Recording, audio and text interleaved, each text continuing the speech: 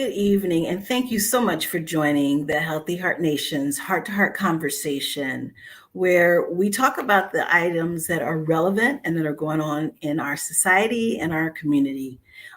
If you were able to catch our show on yesterday, where we spoke to educators about the school shooting and things that can be done as it relates to improving the school's safety. Well, today we are at it again, and this time we have a different group of panelists that we want to share with you and continue the conversation from a completely different perspective. Once again, as it relates to our educational discussions, I am joined by my co-host, Dr. Jarlyn Connor. Hello. Hello, welcome, Dr. Connor, and thank you so much for joining us. For those who may not know you, can you tell us a little bit about yourself? Yes, thank you. And thank you again for allowing me to be a part of this. My name is Dr. Connor, and I am a professor and an educator, and just excited to be here today. So thank you. Thank you. And so today's show is where we have a professional counselor, and his name is Chris, and we'll bring him to the stage right now. And so let's bring Chris to the stage. Okay, and Chris is as a counselor. Oh, there he is. Okay, Mr. Gadsden is what he's called in the school. I'm just going to call him Chris. I'm going to call him, that board is not 4, it's 5, but regardless, you know. Well, Chris, thank you so much for joining us tonight, this evening. Can you tell us a little bit about yourself? Yes. Well, thank you for having me. Thank you for the invitation. My name is Mr. Gadsden, Christopher Gadsden. I am a school administrator and school counselor. Current position is school counselor within the Temecula Valley Unified School District here in Southern California. But I am coming by way of also the CEO of CLG Education. So I do consulting and support network and mentoring for students and parents. Yes, and you wrote a book as well. I'm a published author, yes. And I wrote a book. And your book title is? The Real Deal is School Counseling.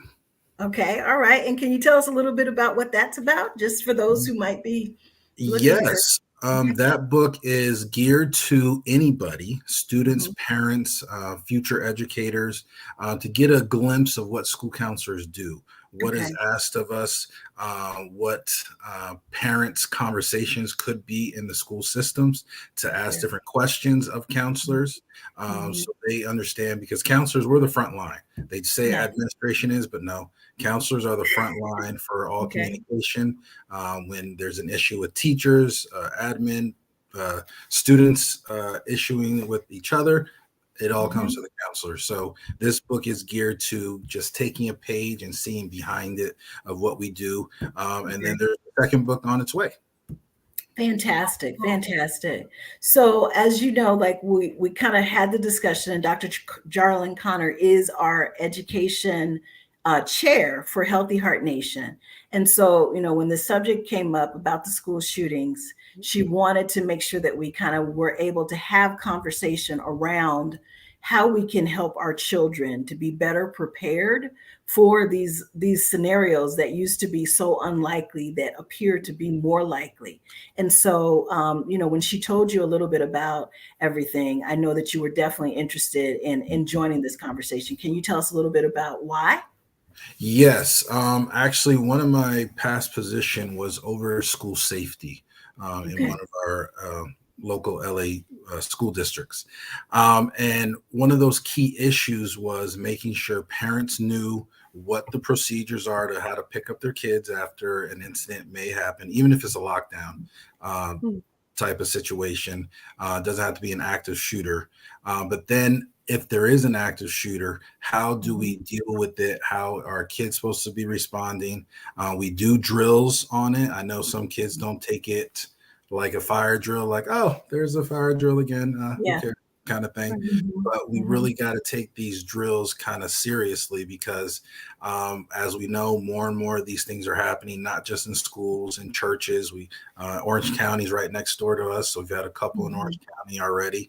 But we have to be proactive on what our surroundings are, where we're Mhm. coming in the morning. I know we're going to have some kids talking about that, but Mhm. we're just knowing where we are. And then the other piece is they all say the question of see something, say something. Well, what does that Right. look like?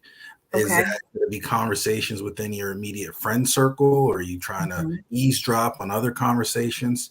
So you got to make sure that within your confine of your friends, that's no one's talking like, life just sucks kind of thing, conversations. That's the first sign. You got to let somebody know, hey, my friend is not feeling all that well, has Mhm. mentioned something that life sucks. I know that they may have like cutting issues or things like that. Those things are all just breadcrumbs to lead to some of these bigger events that could be Mm. happening. Okay. Hey, Jarlin, I don't know if you have anything you wanted to ask Chris before we brought the students on. Not at this time. I'm just excited and grateful that you're here. And this is a necessary topic that needs to be addressed. For sure. And it's just so nice to see that you're here to be able to enlighten and empower these children. And so I appreciate you being here. So thank you. Welcome. Thank you. Well, let's bring on our panel, right? So our first panelist is Miss Savannah McBride. Hi. Hi, Savannah. Okay. Tell us a little bit about yourself. Okay. Well, I am 13 years old. Well, I've just turned 13 years old. Yesterday, right? Happy Yeah. belated birthday. Oh, happy Thank you belated so much. birthday. My hobbies are acting, dancing, and singing. I really like pursuing my dreams into doing that.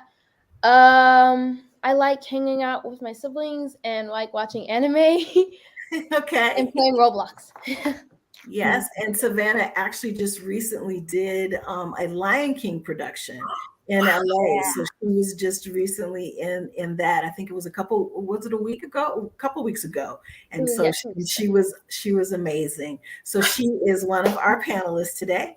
And then I'm going to bring up our next panelist, which is Brian Hardy Jr. Hi, Hi, Brian. How are you? I'm good. How are you? Good. Why don't you tell us a little bit about yourself?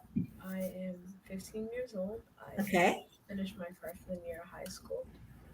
Congratulations. It was a long time. I like I like playing games and reading books, and yeah, I don't really do much else. But, yeah. Well, that's enough. That's enough. So thank you for joining our panel today. We look forward to hearing your thoughts and your feelings about this subject matter.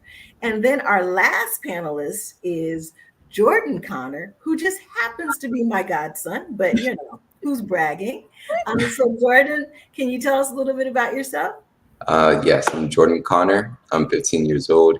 I haven't been a part of a Lion King production, but I have been a part of drama, and I've done a couple of things like that. I enjoy Okay. playing basketball and volleyball, so that's just a little bit about me. Fantastic. Well, guys, we really appreciate you being here. We want you to be as transparent as possible.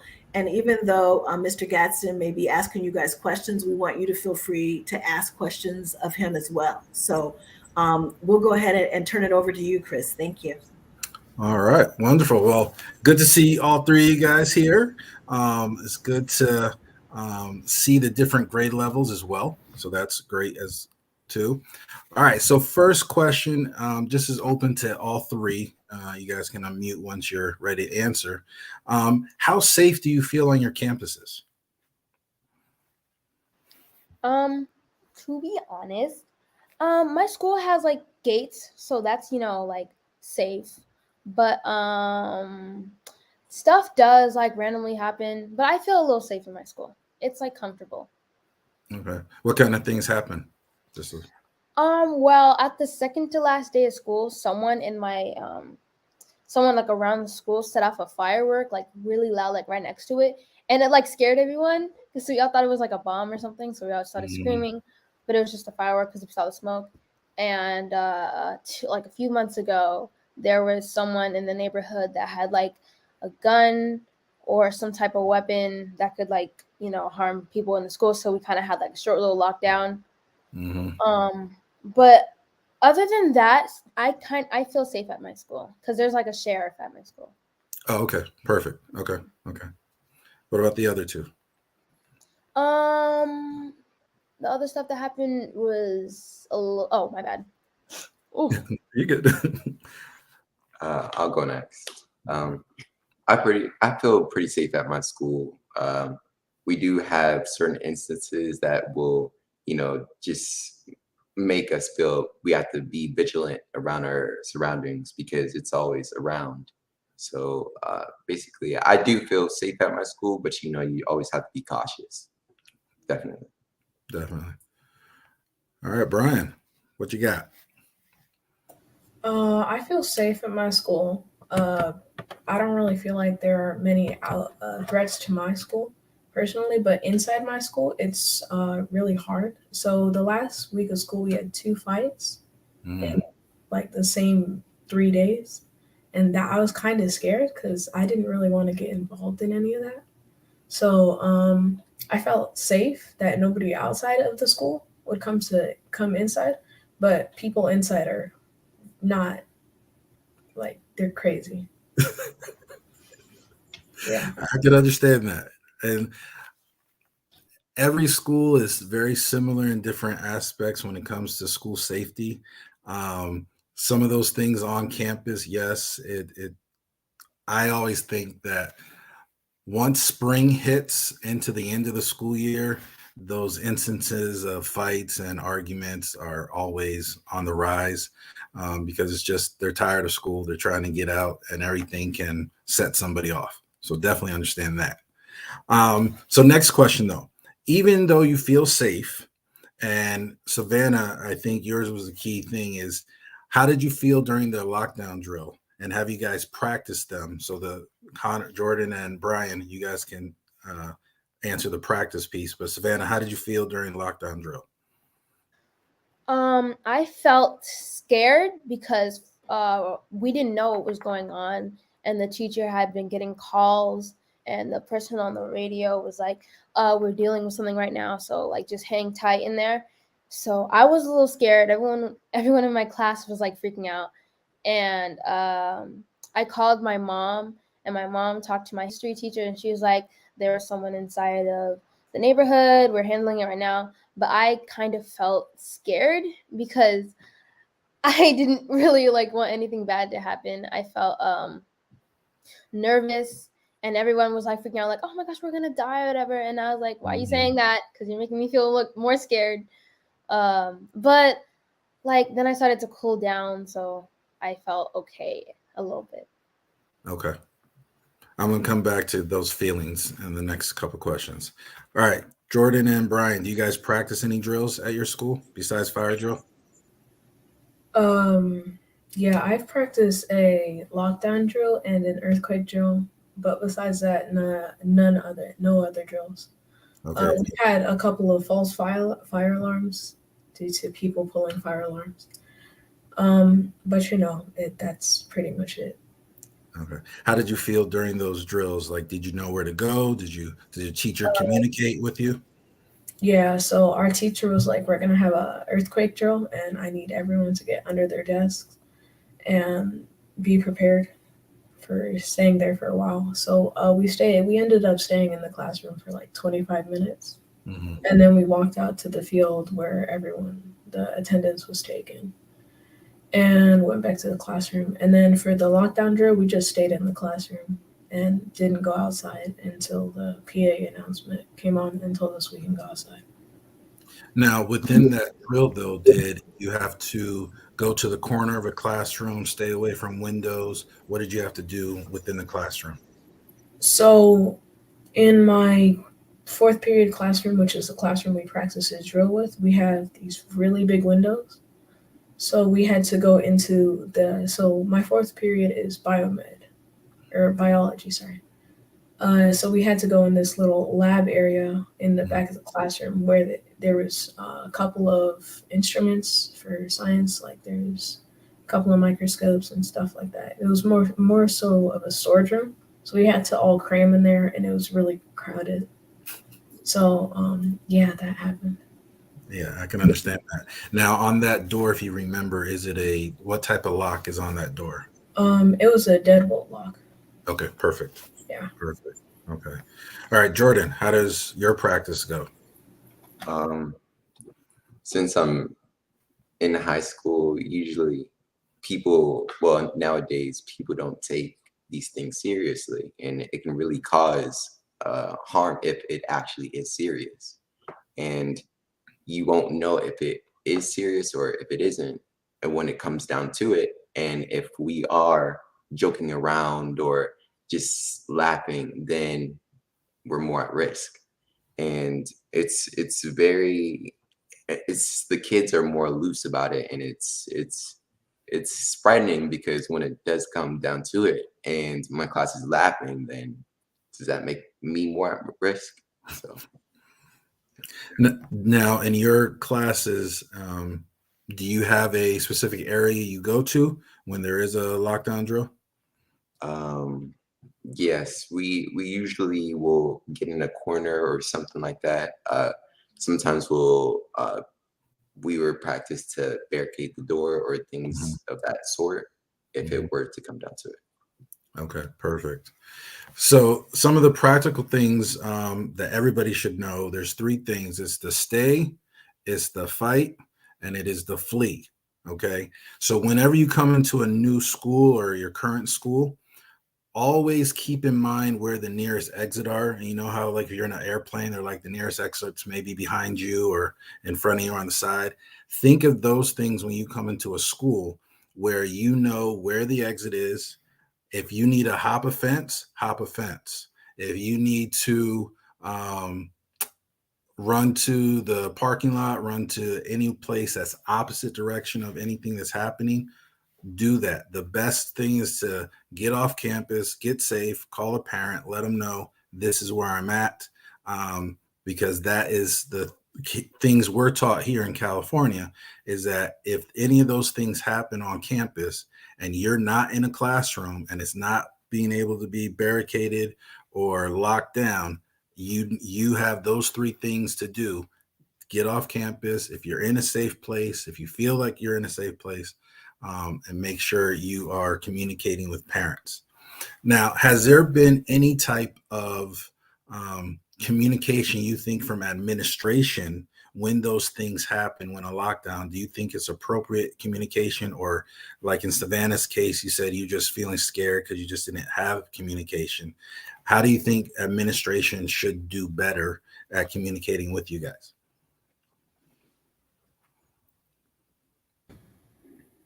I feel like that the administration at my school, they didn't really talk to us at all. Like they only talked to us when the drill started and when the drill ended. Like we were giving nothing. So the teacher was the one that had to explain everything. Okay, I can see that. You got to do better. All right, Jordan. I had actually a question as well. Oh yeah. We see the teachers say, make sure to follow the teacher's instructions. And if the teacher is guiding the class to say go outside, and you're saying that we need to run, or if it's hop over the fence, what do we choose to save ourselves in that situation, or follow the teacher in their directions as well? Sorry. No. If it's a true active shooter, like you are seeing gun bullets, you're hearing gunfire. It is really close.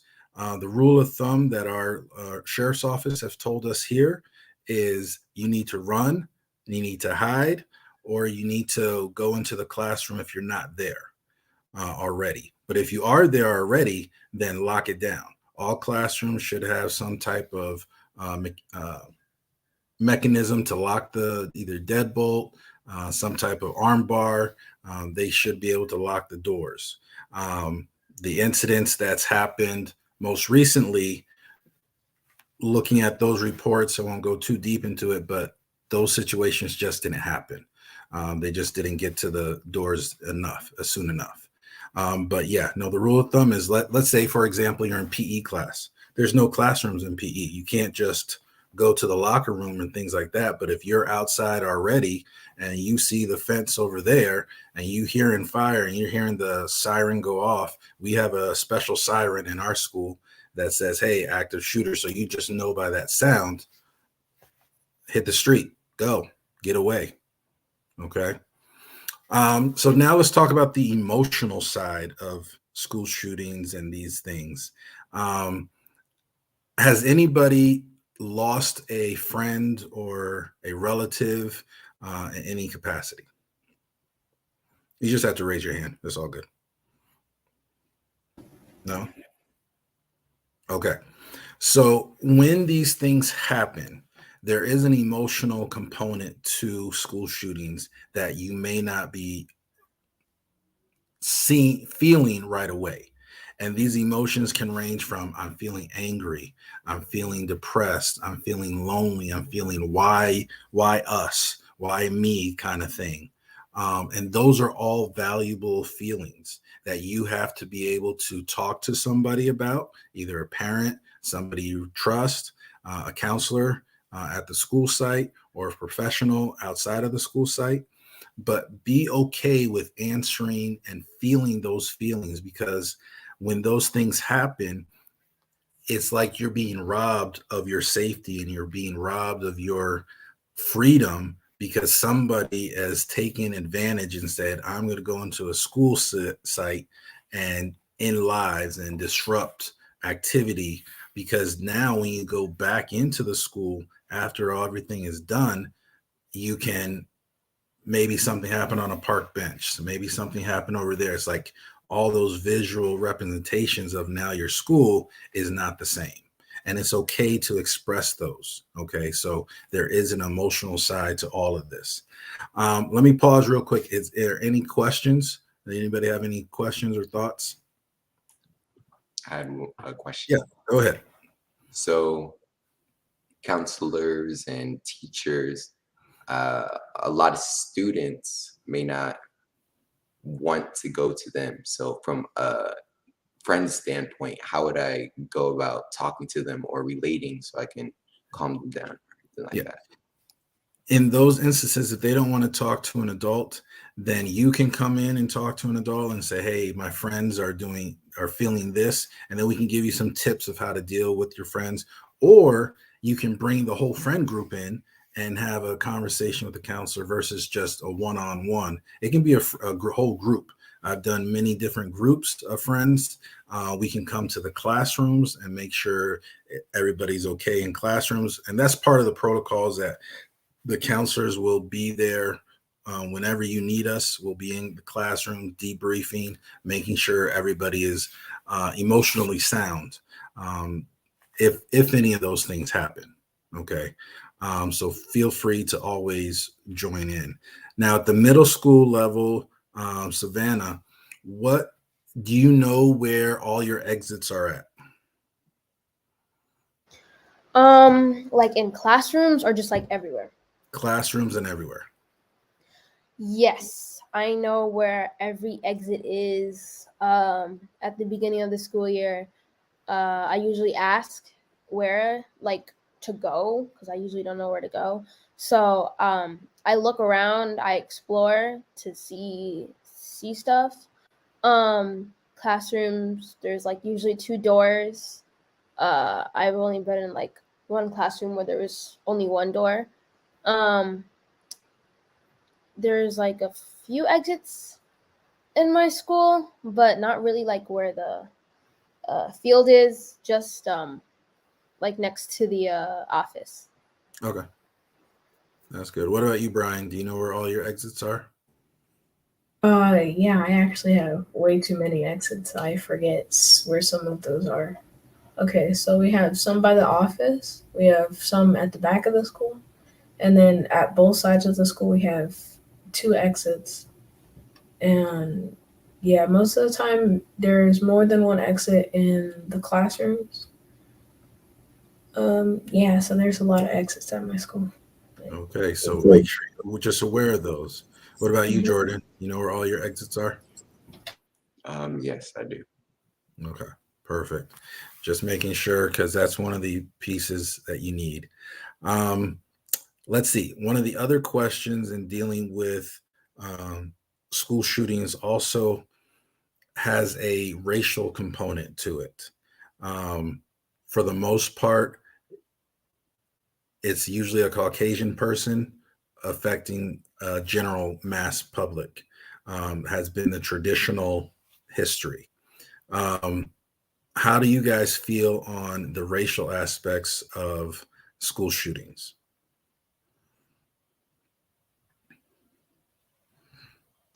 Um, how I feel?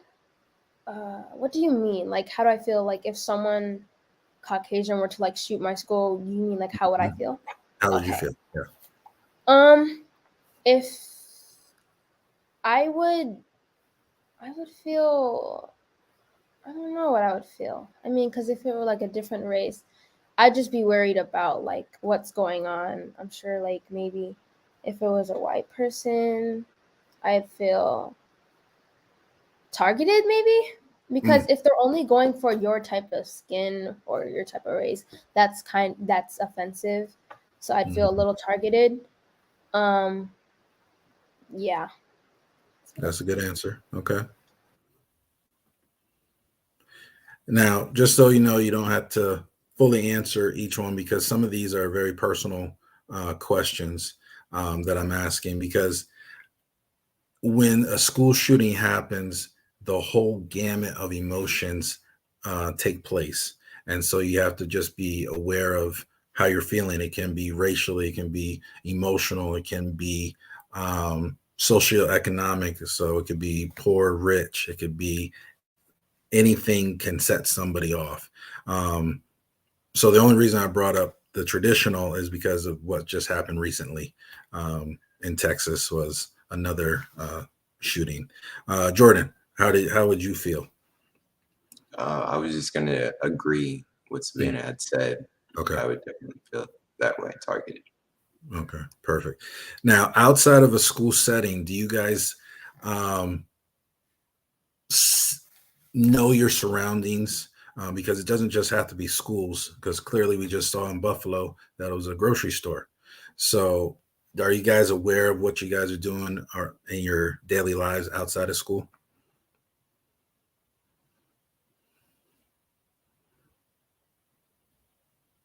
You're on mute. Sorry. Yes, I am aware of you're saying like school and out of school. Yeah, yeah. Unless it's a place I've like never been, I'm really not aware. But if I like really know the place and I've been there, I've drove there past a trillion times, I'm aware.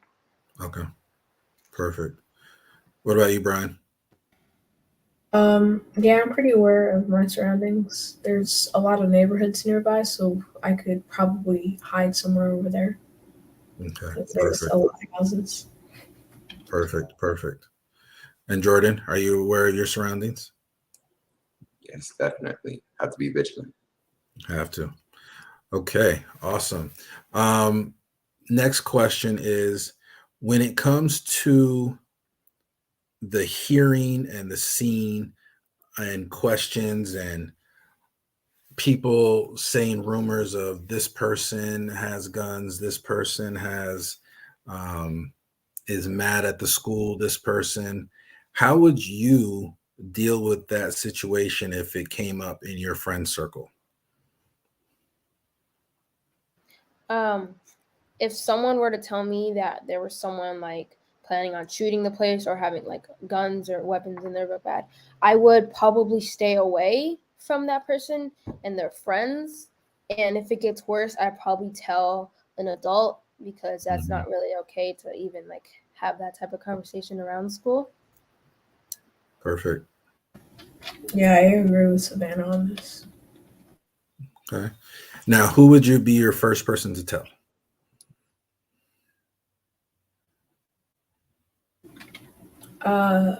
I would tell my closest friends in first period, and yeah, that's what I would tell. Okay. I would How tell my about we? parents. Okay. Yeah. Parents. Brian, in response to that, if you tell your friends, which is fine, I would also try to tell either a teacher, somebody who's an adult, because your friends sometimes in the best instincts can like just start spreading rumors, and we don't want that. But we just want to make sure that the communication goes to an adult at some point. Okay. All right, Jordan, how would you respond? I am contemplating of how I would go with it, because on one hand, if he is or she is planning on doing something like that, then part of me wants to comfort, or so I can provide reason. But again, my life, everybody else's life, I'd want to tell adult as well. So I'm kind of mixed in between. And that's perfectly okay, because I understand that, where we want to be supportive of your, if it is a friend or even if it's somebody, a classmate, we want to just, it's that initial, oh, are you okay? How can I help you? What are you feeling? Did something happen? Those kind of conversations, and versus just jumping in and saying, oh, I overheard this person say they have a gun, those kind of things. So I understand that, but we definitely want to have those conversations, because just in this society, we just have to be diligent on making sure that everybody else is safe as well, including yourself. Okay. Other than that, do you guys have any thoughts or any concerns or anything dealing with this topic of school shootings, safety in school? Anything else you want to dive into?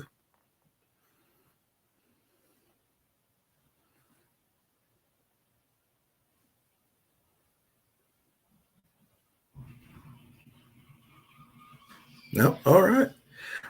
Well, I'm going to now turn it over to Dr. Jarlin and Dr. Batiste. Oh, I'm not a doctor yet, but maybe I should. You get there. You can get there. Well, thank you, kids. Thank you guys so much for joining. We're gonna have a conversation with Mr. Gadsden now. So we thank you guys for joining us. We're gonna go ahead and exit you guys out, and we'll have a discussion with them. But thank you so much for your feedback. We appreciate that. All right. Thank you so much, Mr. Yeah. Gadsden. So the question that I had in reference to what they kind of mentioned, when do the students need to know, like, when to run and when to hide, like when you're in an active shooter situation, like, when you're in that situation, it really is an immediate response. Sometimes our brains will freeze, just the initial be like, oh no, what is really happening? And then the brain will click in and say, okay, I got to do this. But it really has got to be very quick. So once from the first time you hear a gun go off, within that 30 seconds afterwards, your brain should be clicking, and you're either in the classroom, locking the door, you are barricading it, and then you are either, if you're in PE, like we have a big football field, and we have easy 300 kids outside at one point. So it is locker room, it is hit the fence, head over to the park across the street, whatever it is, and then contact parents. But yeah, it's legitimately get off campus. Like we had one lockdown because, similar to what Savannah said, in the area, police were chasing somebody. So we had a lockdown, but we had like 300 kids out in PE. And unfortunately, well, I won't say unfortunately, but fortunately, some of them did take the drill seriously, and they left campus and they called the school and they're like, "Hey, I'm home. I'll be home the rest of the day." So, Right. so those kind of things happen where if you're in a safe environment, get there. And when the school shootings happen, it is make sure you are safe. That is the number one key. Make sure you're safe, whatever that looks like. Our county sheriff has all said, we've watched all these videos many times of saying, leave, barricade. And then for the adult purposes, we have to be also willing to fight. That's the added one for an adult, is making sure that if they do get through our barricade, if they do somehow get into our classroom, we got a fire extinguisher, we got something to knock whoever's coming in. So that's some of the things for the adults that we got to worry about if we're in the classroom. And are the teachers taught how to fight? I mean, are they given self-defense classes? No, it's not really self-defense. It is more of when we watch these professional development videos, everybody knows where things are at. Like they say scissors, if they say fire extinguishers, those are the common ones. Something heavy. Those are the main ones, a chair. Some of these desks are attached, so you can't take the chair off the desk. Right. But those are some of those videos that we have to watch on a yearly basis that say, be prepared and make sure you're protecting. Like some of the teachers that have passed in these shootings, I guarantee at some point they tried to defend and tried to save their kids. And that was part of the reason that they were succumbed. Right. I have a question in reference to just parents in general. I know the segment that we had yesterday, I was very transparent and I shared that I'm a little reluctant and nervous about bringing our sons to school. And I know they have to go back to school, but what could you tell parents that may be in the same situation that I'm feeling emotionally about their children going back to school? Well, the first thing is going to be express it. Express it to administration, express it to the counselor and say, this is what I'm feeling. If they don't have a counselor, express it to the teacher and say, this is what I'm feeling. I need to have a reassurance of what's happening. Hopefully your principal is very proactive and letting them know that, hey, this is our safety protocols, which are supposed to go out every year. Letting you know that this is where you're going to pick up your child if anything happens. This is what our lockdown procedures are. And just have a reassuring, if it's an email, if it's what we do is open houses sometimes. Our principal is very proactive at that, inviting the parents to come on campus and say, hey, this is where we're at. This is our county resource officer who's here on campus, has an office in the front, can be very active, can get out of the office very quickly. So those are some of the things that can help reassure, but communication is going to be key. And just saying, hey, we are safe, nothing has happened, and this is what our steps that we're doing. Awesome. Yeah. And along the same lines, like what do you think is the most important thing that we as parents need to do to prepare our students? I would say be diligent in your surroundings. Okay. Know where you're hanging out at lunchtime, in the morning, at break. But the biggest thing for parents is going to be the school is going to do as best as possible their abilities to secure, to keep your kids safe. Okay. Is all situations equal? No. But they're going to do their best to keep your child safe.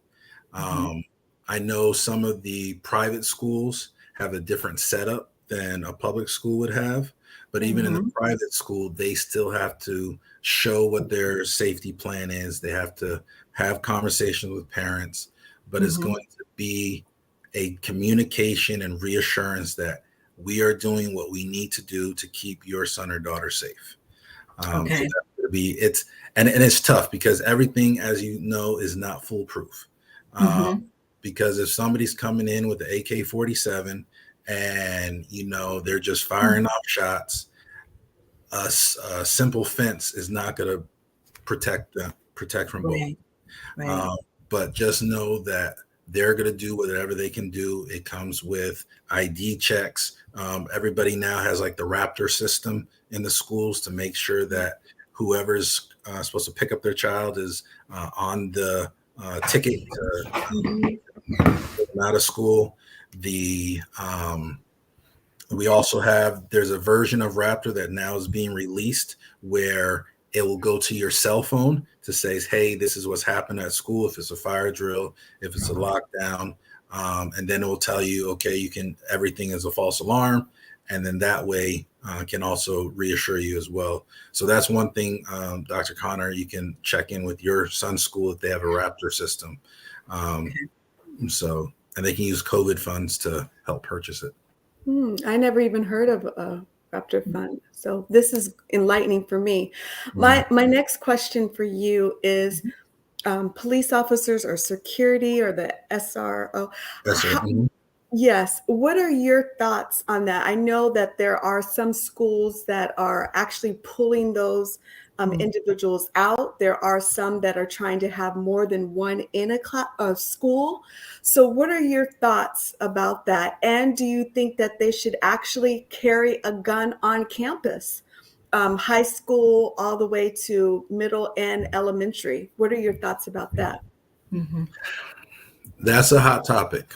That's the very first thing. It's tough to state what is better, what is worse. I've worked in public schools that don't have a police officer there, but just have campus security, which are just moms and dads getting hired and being campus security. I've worked where we've had a couple of police officers on campus on some of the bigger campuses.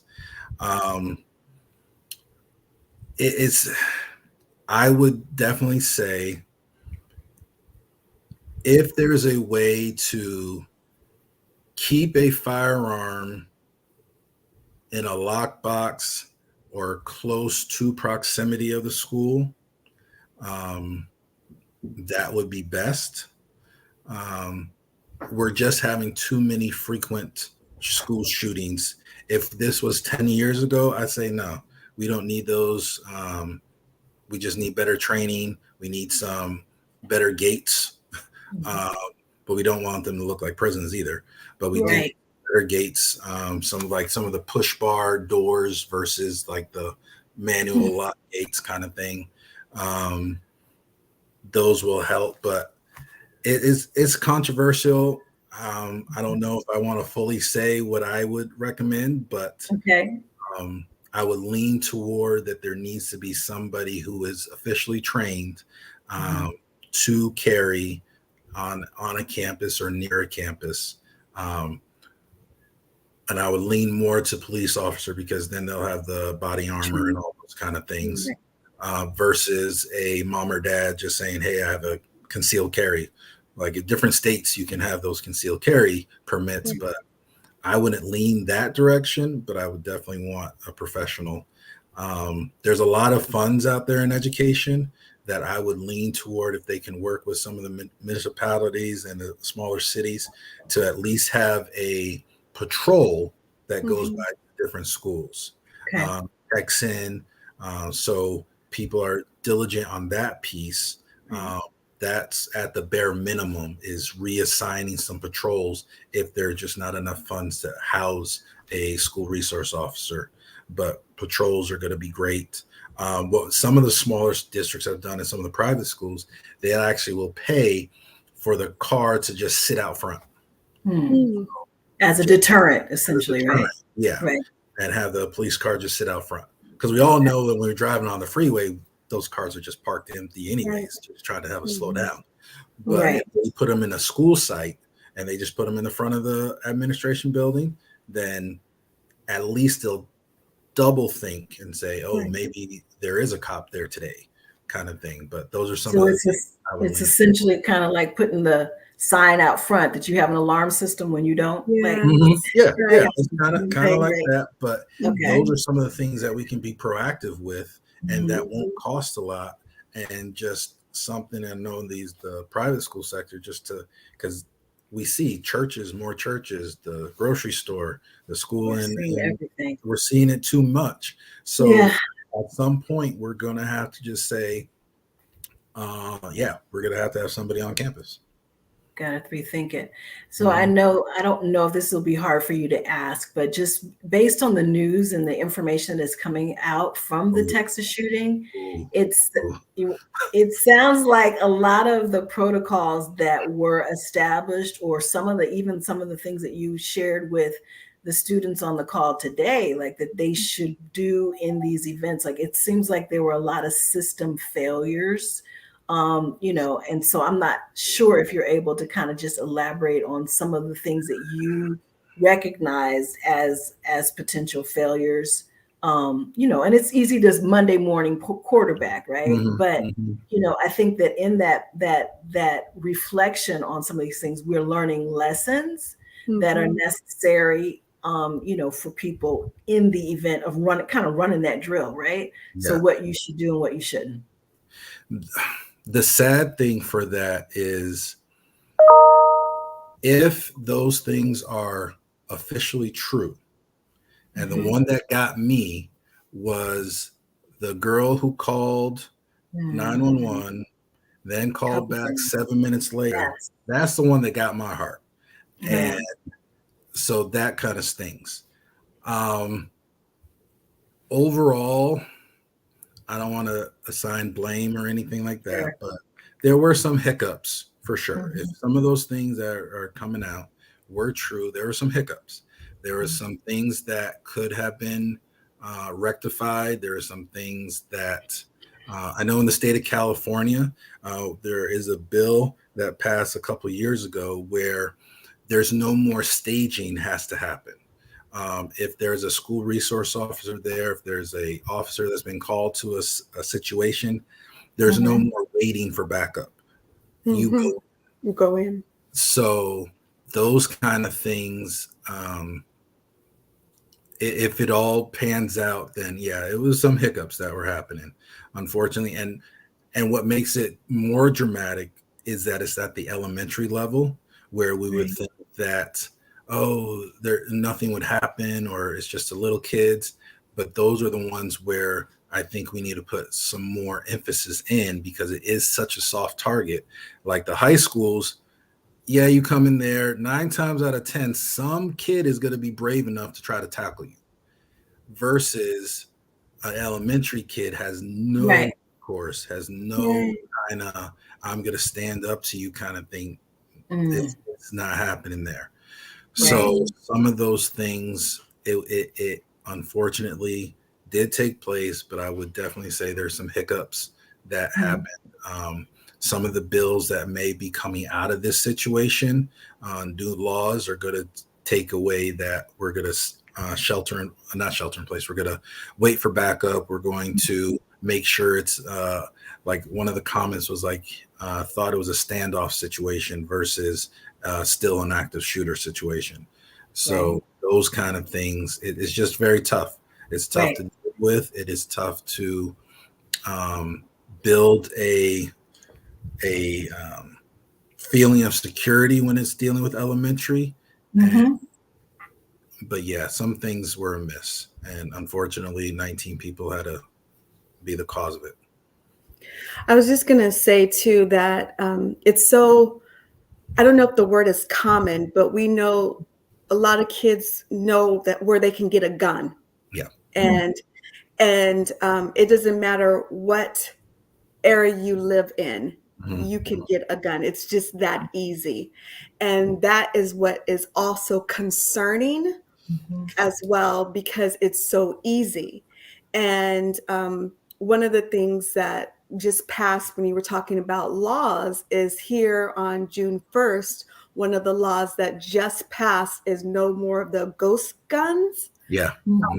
That passed today. So anyone that either has one, or an owner or a business that releases or gives want someone that particular type of gun, they have 5 years if they're caught. So at least we know that the laws are coming into effect. But just not fast enough. I was going to say, hopefully Right. sooner, faster than what has happened before. But we have to think about other laws that need to come a lot faster and sooner, Yeah. because if not, this will again happen again. If it's not in academia, and as Danette said, in the grocery store, or you just said in a church. Yeah. So we need to be very mindful of this. And Yeah. so And for sure, like, you know, how do you as a parent comfort your child afterwards? Like what, you know, what words of comfort can you give them? Because you technically can't really guarantee their safety, right? Like you don't want them to live in fear, Right. but you don't want them to be paralyzed. But in the same token, it's almost like it's, even though it's not as common as it seems, we just bounce back, and it's like, okay, this happened on Monday. Okay, here's your lunch. I'll see you, I'll see you tomorrow, right? Like you send them right back on their way. You know, how do you comfort them, and where do you give them the resilience and the space to, if necessary, kind of need more time to cope? That's going to be building in that bond that you have as a parent. Understanding that you know how my son or daughter is. If they need that extra time, then take it. A new code came into effect, at least in California. We now have a mental health day in attendance. So if they need that, take it.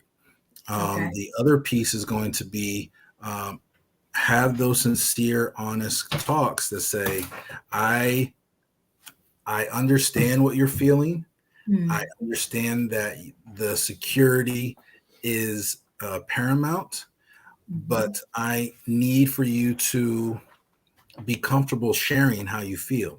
Comfortable, like when I was talking to the kids, saying express your feelings to somebody who you trust. Express your concerns in a kind and good manner. And it's okay to say, hey, mom, dad, I need an extra day. This one really hurt. This one was a shocker.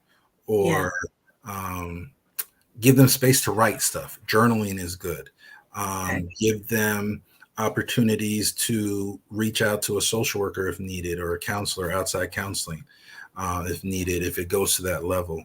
But for the parent wise, it's just tough. It's like I have a 13-year-old, and I know that I have to send them to school every day, and know that he's in a public setting. He's got over 1,600 kids at his school.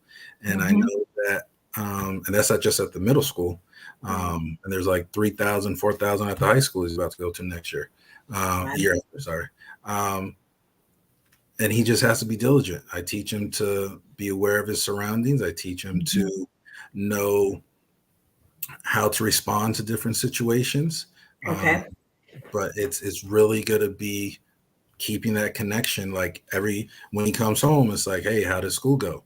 Part of that conversation can be, how was your emotional level today? How is, did anything happen at school? Were there any fights going on? Were there any, like, just checking in is going to be key. Right. And I was going to also say that, and this was really good how you planned this, Danette, by having different age groups today, because by talking to different levels of students, that is another way of really connecting with them as well. So you had a 15-year-old who's in high school, so the way we communicate with him would be different. But if we had a 4-year-old, we would really talk to that 4-year-old differently, in the way of maybe not giving all the information of what just occurred, but being able to do a check-in, but in a different way. So I think that that's really important. And like you said, we all go through something. We all have some type of stress or mental something, but we need to be able to really tap in to their emotional being at the level that they're at. So based on the question that they ask us, that's the level that we would communicate that to them on Correct. how to answer the question. Yeah. And to tie into that, I was an elementary counselor before. And so that's why this one hurt a little bit more, because I was like, I understand what they're going through. But at the elementary level, these drills, when you guys get notification as parents, because I know we got notified, tell them, take it serious. Understand what is happening in these drills. I know when we did fire drills back in the day, I did not take it seriously. But now we have to do these drills seriously. And even when we had our lockdown drills at the elementary, I would see some kids wandering around the hallways and be like, no, no, no, we're not playing these games, because if something really happens, what happens to you? And unfortunately, that realization, Dr. Connor, is we have to be a little bit more revealing, because the reality is, if you're around the hallway and you're not where you're supposed to be, then you could end up dying. And we say it in a different manner, but those things are part of that conversation. And unfortunately, with the incident in Texas, they were where they were supposed to be. But unfortunately, either the room didn't have a lock ability to lock or anything like that. Some of these elementary rooms have those big windows in the hallways. Those got to get a little bit smaller. So it just was tough that they were where they're supposed to be. Somehow that locking mechanism did not happen, or the barricading didn't happen or anything like that. But yeah, there should have been no way that person should have gotten into the hallway. I can understand from outside where the first incidents happened, where he was just shooting into the building and shooting on campus. I get that. But the moment he comes around the corner, that should not have happened. Yeah. And so just based on your feedback, I assume that you're one of the people who feel that the drills are helpful, because I know there are a group of people when done right. Because a lot of times people feel like the drills are more harmful to the kids than the actual incidents. But when you say done right, can you like elaborate on what that means? So when everyone takes it serious, and that starts at the top. Administration's got to take it serious, just like we're doing testing. You know how we pump up testing. We got to pump up these drills in the appropriate way. And that's what means doing it right. Having the communication that goes out to the parents saying, we're doing a lockdown drill on this day, and just go through the whole thing. We've done it. The ones that have done really well are the ones where they actually have a school resource officer and they bring in their fellow sheriffs, and they do a training as well of how to clear the campuses, how to know where different buildings are at, because these cops are coming on campus and don't know where everything's at. So the first thing has got to be markings on buildings correctly, from starting on the roof to the side of the campus. They got to know what building is. Like if they say building number 2, school shooting, and a cop comes on, be like, where's building number 2? Right. So we've actually had bigger paintings of numbers on the buildings. We put numbers on the roof so the helicopters can see it. We've done all these different things that, when done right, these drills can be really, really effective. Good. Yes. Right. No, absolutely. So in closing, Mr. Gadsden, can you just give us your final thoughts? Final thoughts. Being a student, being a parent is tough in this society. We have to make sure that we are doing what we need to do to be diligent, to be self-aware, our own biases, our own kind of stereotypes we have to be aware of. We have to check in with our son or daughter. We have to make sure that they are safe, that they're feeling confident in school. We want to celebrate them coming home. We want to say thank you for coming home. We want to enjoy that. And overall, we just want to put the protective banner. I'm a Christian, so I always pray. before I send off my son. But whatever it is, whatever your beliefs are, do that, and then communicate with the schools. Have good communication lines. Don't be afraid, for the squeaky wheel gets the oil. Do not be afraid of that. Right. Communicate, talk to your school counselor. If it's a public school, private school, if they have one, talk to the teachers. Be on good communication and understand what is happening. And I always ask parents to take a campus tour at the beginning of school with your son or daughter, so you know where the exits are, where you know where, hey, this is a point of entry that no one is really by. Like ours is I won't say where, but no one's really by it. But just be aware of it. Know where some of these things are at. But overall, if you need to also reach out, I believe I shared my information with Dr. Connor if you need to reach me, but feel free. It's clggadsden.com is where I can be reached at. But once again, this is wonderful. Thank you, kids, for coming on. Absolutely. Well. Thank you for having me. Well, we really appreciate having you there. And we want you just to mention again where they can get your book. I know you just gave it, but look, one more time. Let's just clggadsden.com. It's also on Barnes & Noble and Amazon. And you just type in The Real Deal of School Counseling. It'll pop up. Okay. Fantastic. Dr. Connor? I'm just so enlightened, and I'm so grateful that we had this platform and for children to be able to express themselves, and for you being able to help us to be a better administrator, teacher, mom, whatever the case may be. We really appreciate you. This will not be the last time, because we want to be able to have more of these counseling sessions for our students, but prayerfully, it will be the last time for a gun shooting. Yeah. So we appreciate you for that. Thank you so very much. Thank you. Not a problem. I'm here for you guys. Absolutely. Well, thank you all for joining this conversation. We appreciate you, Mr. Gadsden. We appreciate you, Savannah and Jordan and Brian, for being a part of this panel. Healthy Heart Nation is really about empowering our communities from the areas of education, who Dr. Connor is our chair. So thank you so much for putting this on, Dr. Connor. And we're also looking always to address what we call the 4 legs of our table, of our community.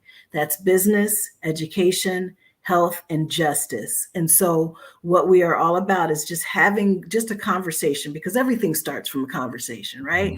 Technically, it starts from a conversation. It gets you thinking, and it gets you to doing, and it gets you to taking action. And so what we're about is to have the conversations that our community needs to be a stronger community, to be a stronger leg on that table, so that we can prop each other up as we go forth and address the issues that we're dealing with.